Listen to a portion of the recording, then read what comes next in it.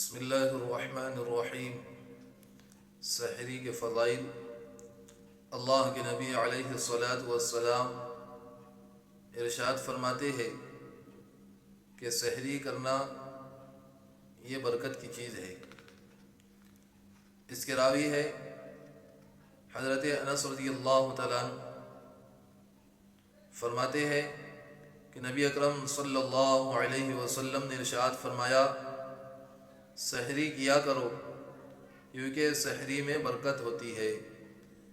اس لیے جو حضرات رات کو کھا پی لیتے ہیں اور وہ یہ سمجھتے ہیں کہ ہم نے سحری کر لیا، تو وہ سحری نہیں ہوتی، کیونکہ سحری کا وقت اور رات کا آخر حصہ ہوا کرتا ہے۔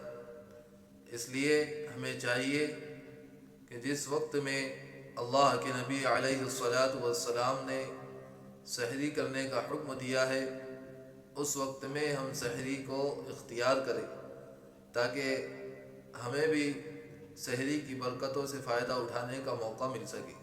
اللہ ہم سب کو عمل کی توفیق عطا فرمائے۔